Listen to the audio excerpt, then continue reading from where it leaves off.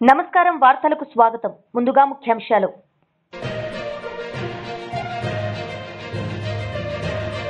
మూడవ రోజు అసెంబ్లీలో పాల్గొన్న సీఎం చంద్రబాబు నాయుడు వ్యవసాయ రంగంపై వివరణ.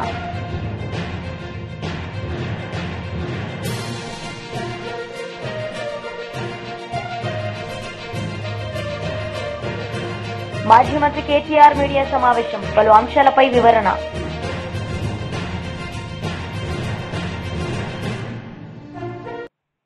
మూడవ రోజు అసెంబ్లీలో సీఎం చంద్రబాబు నాయుడు పాల్గొన్నారు. ఈ సందర్భంగా ఆయన ప్రసంగించారు.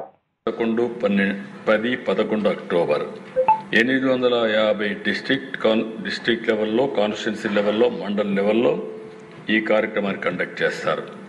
అదే మరిగా దేశ employment, entrepreneurship, e commerce, gig economy October 13వ తారీఖున 850 డిస్ట్రిక్ట్, కాన్స్టిట్యున్సీ, మండల్ హెడ్ క్వార్టర్స్లో చేస్తారు. వీక్ 4 వచ్చే కొద్దిగా దశ development and wealth creation, building workers కానీ, అదే మరి కన్స్ట్రక్షన్, వీళ్ళంతా కూడా సంబంధించిన వీళ్ళందరూ అక్టోబర్ 14న పెద్ద ఎత్తున 850 సెంటర్స్లో వాళ్ళ కార్యక్రమాన్ని నెరవేరుస్తారు. టూరిజం ప్లేసెస్లో అక్టోబర్ 15న 200 డిస్ట్రిక్ట్, కాన్స్టిట్యున్సీ టూరిజం సెంటర్స్లో వాళ్ళు కార్యక్రమం చేస్తారు.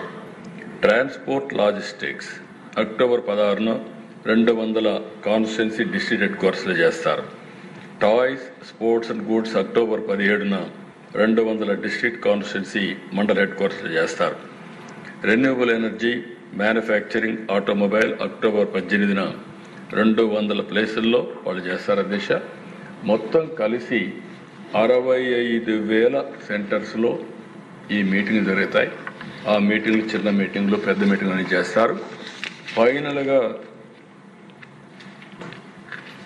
Event October 19. ఇక్కడ మీరు చూస్తే 26 జిల్లాలు దీపావళి సెలబ్రేషన్ చేస్తాం.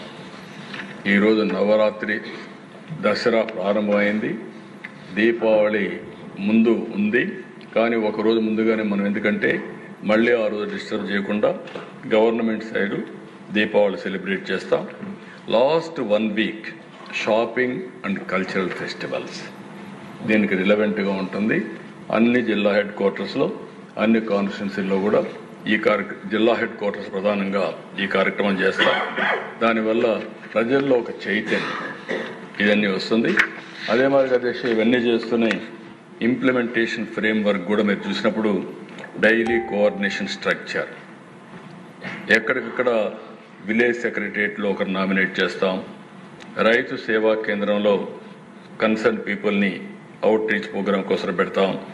సిటీ రెవెన్యూ అఫీషియల్స్ని కూడా ఇది చేస్తాం. పబ్లిక్ రిప్రజెంటేటివ్స్ కూడా కమ్యూనిటీ మొబిలైజేషన్ అండ్ ఆల్సో మీరు ఎక్కడికక్కడ ప్రజల్లోకి తీసుకుపోవాల్సిన అవసరం ఉంది. స్టూడెంట్ ఎంగేజ్మెంట్ కోసం ఒక టీచర్ని, స్కూల్ టీచర్ని పెడతాం. ఇట్లా కమ్యూనికేషన్ మెటీరియల్ కానీ, అదే మరిగా ఏమేమి దీనివల్ల లాభాలు రావాలి అవన్నీ కూడా ఎక్కడికక్కడ డీటెయిల్డ్ హోంవర్క్ చేశాం. ఒక మాన్యువల్ తయారు చేశాం. ఇది ఎప్పటికప్పుడు డే టు డే ఇవన్నీ కూడా చేస్తామని చెప్పి మీకు తెలియజేస్తున్నా.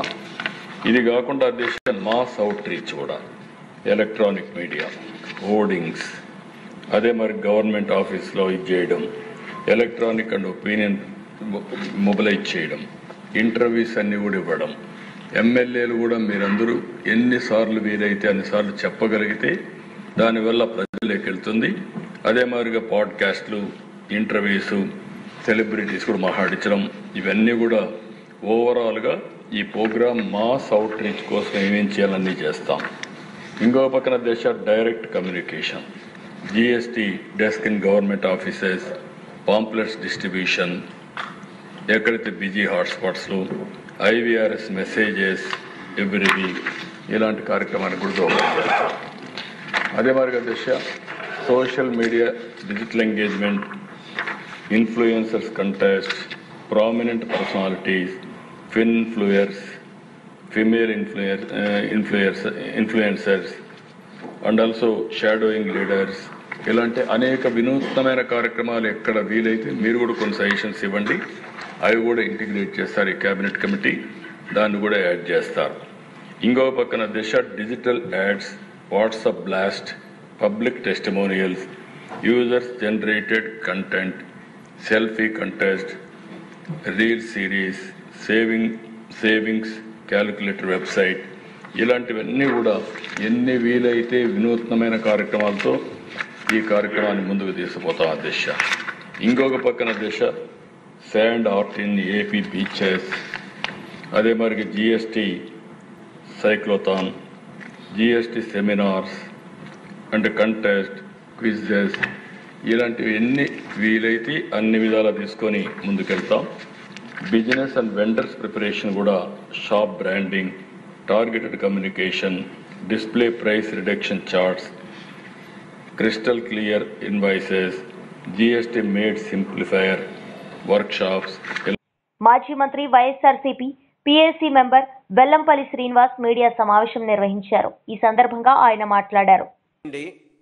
ఏదైనా తిరుపతి దేవస్థానంలో తప్పు జరిగితే ఆ తప్పు మీద యాక్షన్ తీసుకునే స్థితిలో ఉన్న వ్యక్తి తెలుగుదేశం పార్టీ ఆఫీసులో, పార్టీ మీటింగ్లో, వాళ్ళ ఎమ్మెల్యేల మీటింగ్లో తిరుపతి స్వామి దేవస్థానంలో నెయ్యి గురించి తప్పుడుగా మాట్లాడే విధంగా ప్రయత్నం బిగించేశాడు.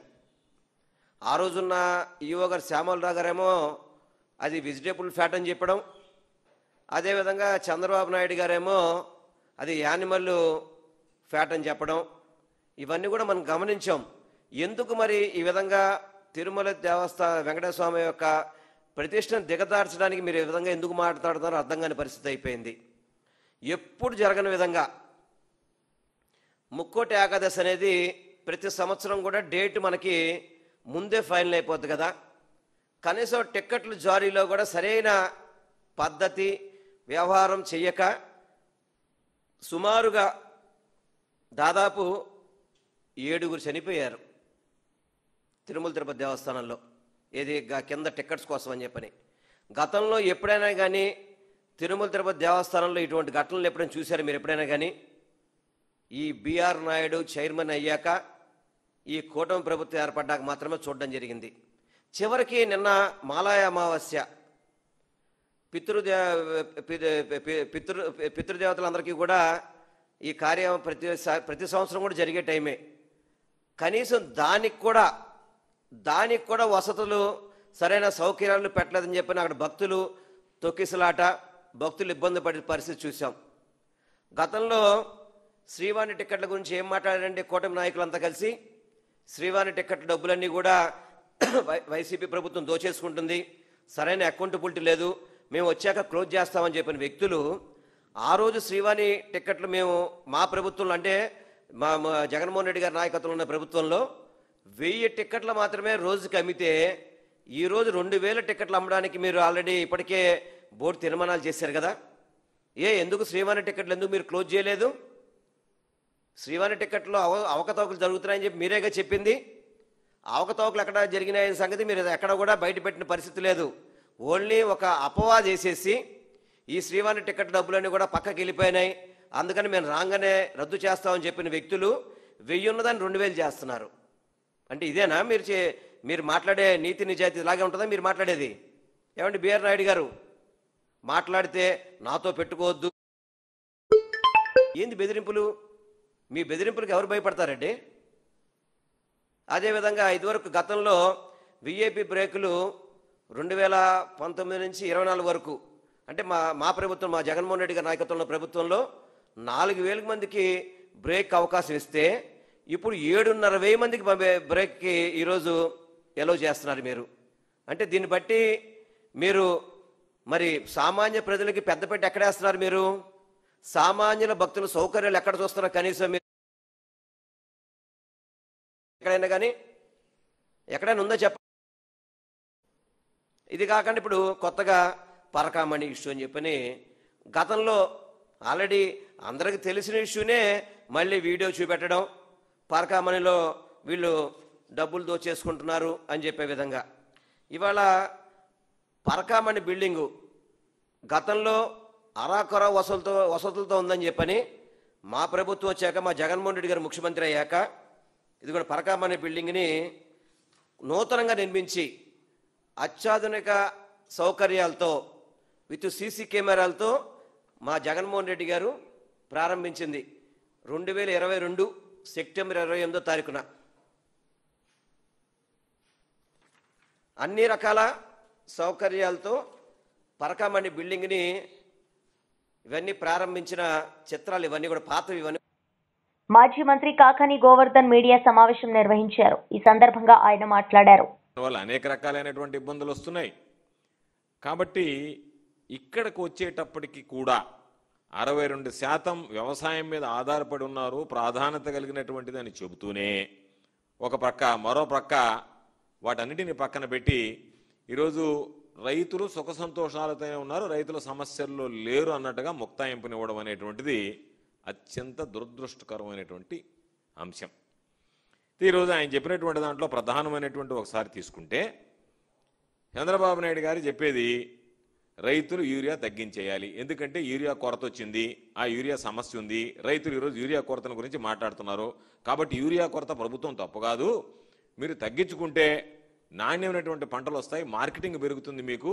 కాబట్టి యూరియాని ప్రభుత్వ వైఫల్యం యూరియా ఇవ్వలేకపోవడం అనేటువంటిది ఒప్పుకోలేకపోతున్నాడు. ఆయన మనసు ఒప్పుకోవడంలే. ఆయన ఎంతసేపటికి ఏం చెప్తున్నాడంటే యూరియా వాడకం తగ్గించుకోండి, యూరియా వాడకం తగ్గించుకోకపోతే క్యాన్సర్ వస్తుంది, పంజాబ్లో రోజు 3 రైళ్లు క్యాన్సర్ రైళ్లు పోతున్నాయి ఢిల్లీకి, అది మాట్లాడి అసలు విషయాన్ని మరుగున పడేటువంటి విధంగా ఈరోజు ఆయన ప్రవర్తించాడు. ఎందుకంటే చంద్రబాబు నాయుడు నిస్సిగ్గుగా ఏమాత్రం, ఎందుకంటే అనేక సందర్భాలు చెప్పాము, అసహ్యాన్ని జయించినటువంటి వాడు చంద్రబాబు అని. చంద్రబాబు నాని మాట్లాడితే అసహ్యం అనుకుంటారేమో, ఏదన్నా నన్ను చూసి నవ్వుకుంటారేమో అనేటువంటిది ఏమి లేకుండా నిస్సిగ్గుగా మాట్లాడగలడు. ఆ పెద్ద మనిషి ఈరోజు మాట్లాడాడు డ్రిప్ ఇరిగేషన్ గురించి. అసలు డ్రిప్ ఇరిగేషను వాజ్పేయి గారు ప్రధానమంత్రిగా ఉన్నప్పుడు ఆయనే వెళ్ళి ఆయన్ని చెప్పి ఆయన 1 మ్యాన్ కమిషన్ వేస్తే ఈయన ఇజ్రాయెల్కి వెళ్ళి పాపం శాస్త్రీయంగా పరిశోధనలు చేసి ఆ రిపోర్టు తీసుకొచ్చి ఆయనకి ఇస్తే ఆ రిపోర్టును బైబిల్గా భావించి ఆనాటి వాజ్పేయి గారు ఈ రాష్ట్రంలో ఈ దేశంలో దీనిని మొట్టమొదటగా ఆయన దాన్ని అందుబాటులోకి తెచ్చాడు, డ్రిప్ ఇరిగేషన్ అని చెప్పుకున్నాడు. చూస్తే ఈరోజు నేను చెప్పడం కాదు, ఏ రైతైనా సరే, చదువుకున్నటువంటి వ్యక్తి అయినా సరే, మీడియా మిత్రులైనా సరే, ఎక్కడైనా సరే డ్రిప్ ఇరిగేషన్ ఎప్పుడు ప్రారంభమైందని చూస్తే మన దేశంలో 1980లో తమిళనాడు, మహారాష్ట్ర, కర్ణాటకలో అసలు రైతులే ఇతర దేశాల్లో చూసి వాళ్లే ప్రారంభించారు. 1987లో ఎన్సిపిఏ ప్రారంభించింది, అంటే ఒక వ్యవస్థ ప్రారంభించింది, ఒక సంస్థ ప్రారంభించింది.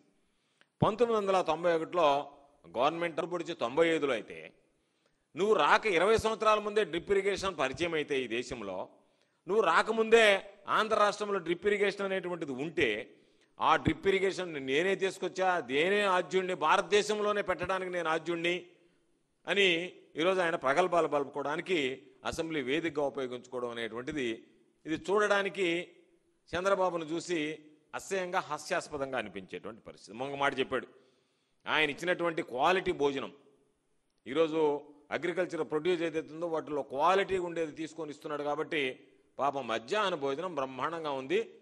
ఆ పక్కన ఉండేమో చెప్తుంది తల్లిదండ్రులు కూడా హ్యాపీగా ఉన్నారు అని చెప్పి చూస్తే మధ్యాహ్న భోజనం తినడం లేదు, పారేస్తున్నాము, బాగలేదు అని చెప్పని తల్లిదండ్రులు మాట్లాడుతున్నారు, బిడ్డలు ఇంటి దగ్గర నుంచి క్యారియర్లు తెచ్చుకుంటున్నారు, తిన్న దగ్గర అస్వస్థత గురవుతున్నారు. ఎన్ని గురుకుల విద్యాలయాలు, రెసిడెన్షియల్ స్కూల్స్ ఉంటే పాపం తరచుగా మనం పత్రికల్లో చూస్తున్నాం. కాబట్టి నువ్వు దాని గురించి కూడా ఈరోజు నేను మధ్యాహ్న భోజనంలో కూడా మెరుగైనటువంటిది వాడాను, దానివల్ల ఇబ్బంది లేకుండా పోయింది అని చెప్పి మరి ఇంకో మాట చెప్పాడు.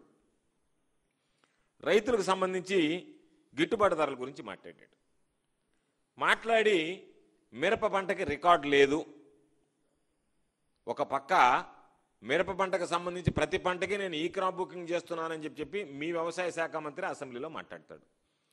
మిరప రైతులకు సహాయం చేయాలనుకున్నాను, కానీ నా దగ్గర మిరపకు సంబంధించినటువంటిది ఆ రికార్డు లేనందువల్ల వాళ్ళకి నేను సహాయం చేయలేకపోయాను. కొనుగోలు అందరికీ, ప్రతి రైతుకు మద్దతు ఇచ్చా, పొగాకు రైతుకు మద్దతు ఇచ్చా, ఉల్లి రైతుకు మద్దతు ఇచ్చా, టమాటో రైతుకు మద్దతు ఇచ్చా, మామిడి రైతుకు మద్దతు ఇచ్చా, ప్రతి ఒక్కరికి నేను మద్దతు ఇచ్చాను అని చెప్పి ఆర్భాటంగా ఈరోజు ప్రకటించుకున్నాడు.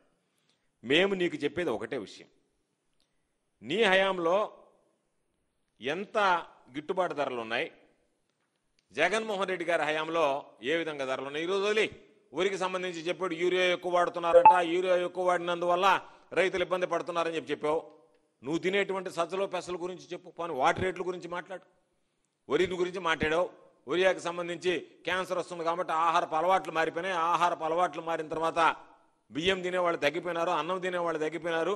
దానివల్ల ఆ రేటుకి సంబంధించినటువంటి దాంట్లో రేట్లు పడిపోయాయి అన్నావు. నువ్వు తినేటువంటి నువ్వే చెప్తావు కదా, నేను సజ్జలు పెసలు చిరుధాన్యాలు తినేటువంటి వాడిని, మిల్లెట్స్ తినేటువంటి వాడిని అని చెప్పి నువ్వు వాటి రేట్లు ఏ విధంగా ఉన్నాయి, జగన్మోహన్ రెడ్డి గారు ఉన్నప్పుడు ఏ విధంగా ఉన్నాయి, ఈరోజు ఏ విధంగా ఉన్నాయి. ఒక చూస్తే పంటలకు సంబంధించి చూస్తే ధాన్యం జగన్మోహన్ రెడ్డి గారి హయాంలో 1800 నుంచి 2000 రూపాయలు ఉంటే నీ హయాంలో 1150 నుంచి. మాజీ మంత్రి కేటీఆర్ మీడియా సమావేశం నిర్వహించారు. ఈ సందర్భంగా ఆయన మాట్లాడారు. ఇలా కాంగ్రెస్ గద్దెనెక్కింది, అధికారంలో కూర్చున్నది. వాస్తవం మీరందరూ నల్గొండ జిల్లాలో గుద్దితే మా అధికారం పోయింది, కాంగ్రెస్ వాళ్ళకి అధికారం వచ్చింది. ఇది వాస్తవం. 12 సీట్లలో మేము గెలిచింది ఒకటే నల్గొండలో. అది కూడా ఎక్కడ? నల్గొండ మొత్తం భారతదేశంలో నెంబర్ 1 జిల్లా వరిధాన్యం ఉత్పత్తిలో.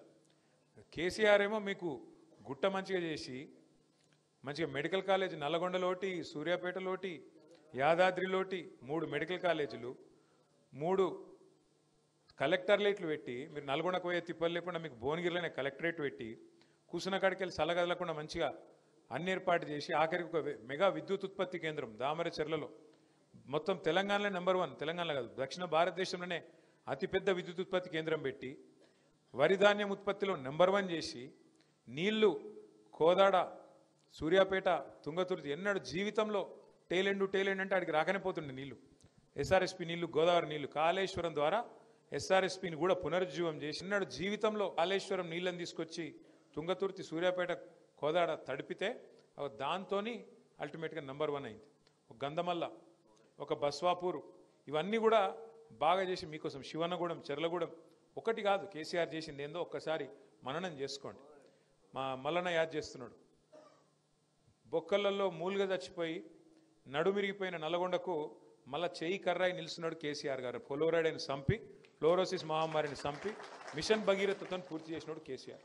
సో ఇవన్నీ జరిగినా కూడా మీరు ఎక్కడ ఆందోళన పడ్డారు? ఇన్ని జరిగినాయి కరెక్టే, ఇవన్నీ కేసీఆర్ చేసిండు కరెక్టే, కానీ మా కడుపు మాదే పోతున్న భూమి అని చెప్పి ఆక్రోశంతో అవతల వాళ్ళు చెప్పింది నమ్మి ఇక సరే దాని మీదకి వెళ్ళి కొన్ని ఆశ కూడా పెట్టిరు అనుకో. వాళ్ళు ఏమేమి ఆశ పెట్టిరో మీకు అన్నీ ఆదుకున్నాయి. ఆయన 10,000 ఇస్తే మేము 15,000 ఇస్తామన్నారు. రైతు బంధు కేసీఆర్ 2 పంటలు ఇస్తుండే మేము 3 పంటలకు ఇస్తామన్నారు. ఆయన ₹1,00,000 ఇస్తే లగ్గానికి మేము తులం బంగారం ఇస్తామన్నాడు. ఇక ముసలోళ్ళకు 2,000 ఇస్తే నేను 4,000 ఇస్తా అన్నాడు. ఆయన ముసలమ్మకో ముసలయ్యకో ఇస్తుండు, నేను ఇద్దరికి ఇస్తా అన్నాడు. ఇట్లా ఒక్కటి కాదు, ఇక నోటికి ఎంత వస్తే అంత చెప్పుకుంటా పోతే మీరు కూడా సరితి 10 ఏళ్ళు ఆయనకి ఇచ్చినాం కదా, వీళ్ళకు 5 ఏళ్ళు ఇద్దాం అని చెప్పి ఇక్కడ కూర్చున్న వాళ్ళలో నాకు తెలిసి 99% మంది కాంగ్రెస్ని గెలిపించిన వాళ్ళే ఉన్నారు. అంతేనా? ఇది పక్కాలే. సరే ఓకే సరే 50% వేసుకుందాం పాటు. అయితే ఎందుకు చెప్తున్నా అటకాగవే, సరే అయిపోయింది, దాని గురించి బాధ ఏంది. కానీ అధికారం ఎవడు అబ్బ సొత్తు కాదు, అధికారం ఎవరి గుత్త సొత్తు కాదు. అధికారంలో మీరు ఎవరిని తలుచుకుంటే వాళ్ళని కూర్చోబెడతారు, ఎవరు వద్దనుకుంటే వాళ్ళు దిగాల్సిందే, తప్పకుండా మీకు సేవ చేయాల్సిందే. అలా రెండో అనుమానం లేదు. నాది ఇది అధికారం అనేవాడు అనుకుంటే అనంత పిచ్చోడు లేడు. ఇక్కడ ప్రజాస్వామ్యంలో ప్రజలే మా తలరాత రాష్ట్రాలు. 2 సార్లు ఇచ్చింది మీరే, ఒకసారి పక్క కూర్చోమని చెప్పింది మీరే, మళ్ళీ 3 ఏళ్ళ తర్వాత కేసీఆర్ని తెచ్చేది కూడా మీరే. అది కూడా నాకు తెలుసు, మీకు తెలుసు పక్కా. ఎందుకంటే ఇవాళ ఈ రాష్ట్రంలో అందరికంటే కడుపు మండినోడు ఎవరైనా ఉన్నారా అంటే రైతే ఉన్నాడు. ఇప్పుడు నేను నిజంగా చెప్తున్నా, నేనేమి ఇంక 3 ఏళ్ళు ఉంది ఎలక్షన్, చాలా దూరం ఉన్నది. అయినా కూడా చెప్తున్నా ఇవాళ ఒక చిన్న మైకు తీసుకుపోయి ఎవరన్నా రైతు ముంగట పెడితే ఏం మాట్లాడుతున్నారు, ఎట్లా మాట్లాడుతున్నారు చూసిరేమన్నా? అసలు చరిత్రలో నాకు తెలిసి ఏ ముఖ్యమంత్రి కూడా గిన్నె తిట్లు తిన్నోడైతే వాడు లేడు. ఇంకోటి పెద్ద మనిషి కూర్చున్నాడు, పెద్ద ఆయన, ఎంత వయసు చూసిరో వారు. నాకు తెలుగులో గిన్ని తిట్లుంటాయని కూడా అమ్మతోడు తెలియదు నాకు. అవ్వ ఏం తిట్లు అవి, ఎన్ని తిట్లు, భయం అనేది లేదు. ముఖ్యమంత్రి లేదు, మంత్రి లేదు, ఏపో వాడు ఎవడైతే ఆడోళ్ళు కూడా ఏం ఆగుతలేరు. ఎందుకు ఇంత కోపం వచ్చింది? నువ్వు తిట్టకు తల్లి, ఈ విషయం తిట్లు చాలు ఉన్నాయి ఇప్పుడు వద్దు. కానీ కాక ఎందుకు ఇంత కోపం వచ్చింది అనేది మేము కూడా ఆలోచన చేసినాం. ఇంత జల్దీ రావద్దు కదా కోపం వస్తే కూడా, ఆఖరి సంవత్సరం వస్తుంది, 2 ఏళ్ళ ముంగట వస్తుంది. ఇంత జల్దీ అధికారంలోకి ఎక్కగానే ఇట్లా కనబడేది అనేది మనకు కనబడుతుందా? మనకు పదవి అయిపోయిన బాధ ఎక్కడ ఉందా, లేకపోతే నిజంగానే జనంలో బాధ ఉందా అని చెప్పి మేము కూడా కొన్ని సర్వేలు అవి చేయించినాం. అందులో వచ్చింది ఒకటే ఒక మాట మెయిన్గా. ఎందుకంటే మనిషికి ఆశ పెట్టద్దు. ఆశ పెట్టి ఎత్తేస్తే దాని నుంచి వచ్చే రియాక్షన్ మామూలుగా ఉండదు. ఇలా మీ అందరి కోపం కూడా కాదు ఇక్కడికి వచ్చిన వాళ్ళది. ఏం చెప్పిండ్రు వీళ్ళు? RRR మీకు అనుకూలంగా మారుస్తాం, మీకు ఎవ్వరికి దెబ్బ తాకకుండా చూస్తాం, మీకు ఎవ్వరికి కూడా ఏం కాదు, మీ భూములు పోకుండా చూస్తామని చెప్పారు. అంతేనా? ఇదే అనిల్ కుమార్ రెడ్డి, ఇదే రాజగోపాల్ రెడ్డి, ఇదే కోమటిరెడ్డి వెంకటరెడ్డి వీళ్ళందరూ చెప్పి మీ ఓట్లు తీసుకొని ఇవాళ పత్త లేకుండా ఎక్కడోడక్కడ తప్పించుకొని తిరుగుతూ ఉన్నారు. ఓడ మీద ఉన్నప్పుడు ఓడమల్లన్న, ఒడ్డుకెక్కినాక బోడమల్లన్న. ఇవాళ ఇది కథ. నేను మీతో ప్రార్థించేది ఒకటే, సరే ఇలా మీరు అందరు వచ్చిర్రు, మీరు చెప్తున్నారు అన్న కొట్లాడండి, అసెంబ్లీలో కొట్లాడండి, పార్లమెంట్లో కొట్లాడండి, బరాబర్ కొట్లాడతాం. పార్లమెంట్లో మాకు Rajya Sabha. TDP leader Nilepalem Vijay Kumar media సమావేశం నిర్వహించారు. ఈ సందర్భంగా ఆయన మాట్లాడారు. 10 సార్లు దేవదేవుని స్మరించుకుంటాం. అట్లాంటి వెంకటేశ్వరుణ్ణే దారుణంగా, అతి దారుణంగా కోట్లు 1, 2, 3, 4 కాదు 100 కోట్లకు మోసం చేసిన వ్యక్తులు ఎవరో నిన్న కోర్టు మళ్ళా చెప్పింది. ఆల్రెడీ విజిలెన్స్ విచారణ జరుగుతోంది. ఆంధ్రప్రదేశ్ ప్రభుత్వం వేసిన విజిలెన్స్ విచారణ జరుగుతోంది. నిన్న హైకోర్టు కూడా చెడామడా తిట్టి మళ్ళా ఆ కేసును ఓపెన్ చేయమని చెప్పింది. దేవదేవుడికి మనం ప్రీతిగా ఎంతో అంటారు ఆర్తిగా వేసే హుండీలోని కానుకలు, డబ్బులు కావచ్చు, బంగారం కావచ్చు, డాలర్లు కావచ్చు, రకరకాల ఇది మనం వేసే ఈ కానుకల్ని దొంగతనంగా గత 10-15 సంవత్సరాలుగా అక్కడ కానుకల కౌంటింగ్లో కూర్చుంటూ ఒక వ్యక్తి బ్రహ్మాండంగా దోచేశాడు. సరే, ఇట్లాగా చాలాసార్లు చూసాము. ఇట్లా పోతుంటాయి. ఆ యొక్క వ్యక్తులను పట్టుకుంటారు, జైల్లో పెడతారు, శిక్ష వేస్తారు, పోతుంది. చిన్న ఏదో పోతూ పట్టుకుపోవడం ఏదైనా తప్పే, దానికి తగ్గ శిక్ష పడుతుంటుంది.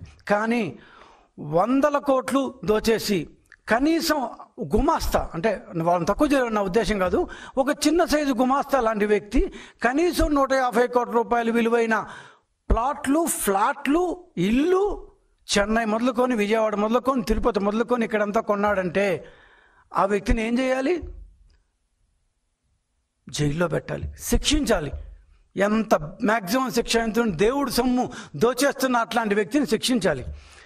ఏం చేశారో వెంకటేశ్వరుడు దేవదేవుడైన ఆ గోవిందుడి యొక్క సొమ్ముని అప్పటి వైకాపా బోర్డు సభ్యులు, చైర్మన్లు అంటున్నా, 2 చైర్మన్లు ఉన్నారు. 2 చైర్మన్లు EO Dharma Reddy, chairman YV Subba Reddy, ఇంకొక చైర్మన్ కరుణాకర్ రెడ్డి, ఈ 3 కలిసి ఏ విధంగా దోచేశారో ఆ దోచేసిన విధం పెట్టిదనన్నా నిన్న హైకోర్టు చెడామడా అక్షింతలేసింది. ఆల్రెడీ విజిలెన్స్ విచారణ జరుగుతోంది. ఈరోజు మీతో కొద్దిసేపు దాన్ని పంచుకుంటాము. ఏం శిక్ష వేస్తారో మన ప్రజలే చెప్పాలి. ఓకే, పెద్ద జియ్యంగార్ మఠం అనేది ఉంది. సో తరతరాలుగా వస్తుంది. పెద్ద జియ్యంగార్ మఠం, చిన్న జియ్యంగార్ మఠం 2 ఉన్నాయి. ఈ పెద్ద జియ్యంగార్ మఠం నుంచి ఒక గుమాస్తా కూడా పరకామణి కానుకల లెక్కింపులో పాల్గొనడం అనవాయితీ. అట్లాగే రవికుమార్ అనే ఒక వ్యక్తి చాలా సంవత్సరాల నుంచి పరకామణిలో లెక్కింపులో పాల్గొంటున్నాడు. ఆ వ్యక్తిని 2023 అంటే వైకాపా ప్రభుత్వం దిగిపోవడానికి దాదాపు సంవత్సరం ముందు, కరెక్ట్గా సంవత్సరం ముందు 23 ఏప్రిల్ 29వ తేదీన 2023 సంవత్సరంలో పట్టుకున్నారు. అతన్ని బయటకు వెళ్తున్నప్పుడు చెక్ చేస్తుంటే కొన్ని $100 అతని కాళ్ళ సందు మధ్యలో పెట్టుకున్నాడు అని చెప్పి అతని పంచె తీసి మరీ చెక్ చేసి అతన్ని అరెస్ట్ చేశారు. ఎప్పుడు చేశారు? ఏప్రిల్ 29, 2023. సో ఏప్రిల్ 30వ తేదీ అప్పటి అసిస్టెంట్ విజిలెన్స్ సెక్యూరిటీ ఆఫీసర్ అయిన సతీష్ కుమార్ పోలీసులకి అతని మీద దేవస్థానం on behalf of Devasthanam report చేశాడు. 30వ తేదీ అతన్ని అరెస్ట్ చేశారు. అప్పుడే అదుపులోకి తీసుకున్నారు. 30వ తేదీ అరెస్ట్ చేసిన చూపిస్తూ ఎఫ్ఐఆర్ ఫైల్ చేశారు. ఎప్పుడు? ఏప్రిల్ 29 పట్టుకున్నారు. ఏప్రిల్ 30వ తేదీన ఎఫ్ఐఆర్ ఫైల్ చేశారు. ఆ తర్వాత నెల రోజుల కంటే ఏప్రిల్ 30 ఎఫ్ఐఆర్ ఫైల్ చేస్తే బాగానే చేసిన లెక్క. మే నెల 30వ తేదీన ఛార్జ్ షీట్ కూడా దాఖలు చేశాడు కోర్టులో. ఎఫ్ఐఆర్ ఫైల్ చేశాడు. 1 మంత్ కల్లా ఛార్జ్ షీట్ దాఖలు చేశారు.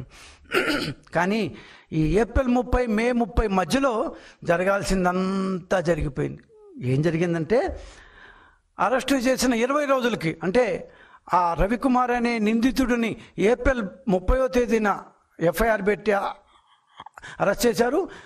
ఏప్రిల్ 29న అదుపులోకి తీసుకుని చెప్పాం కదా, కరెక్ట్గా 20 రోజుల కంటే మే 19వ తేదీకి ఏప్రిల్ 29 అదుపులోకి తీసుకుంటే మే 19వ తేదీన అతని ఆస్తులన్నీ అతను రాయించేశాడంట. ఎక్కడ?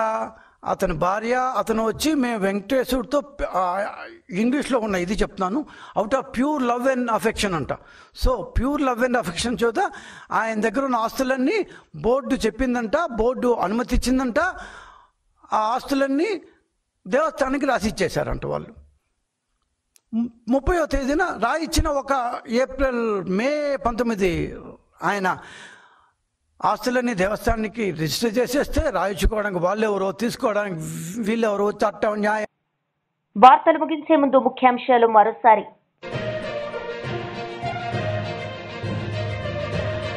మూడవ రోజు అసెంబ్లీలో పాల్గొన్న సీఎం చంద్రబాబు నాయుడు వ్యవసాయ రంగంపై వివరణ.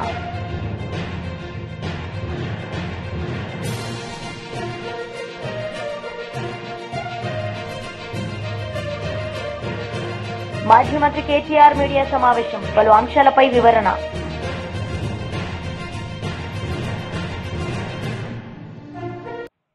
ఈ వార్తలు ఇంతటితో సమాప్తం. తిరిగి ప్రసారమయ్యే వార్తల్లో మళ్ళీ కలుద్దాం. అంతవరకు సెలవు. నమస్తే.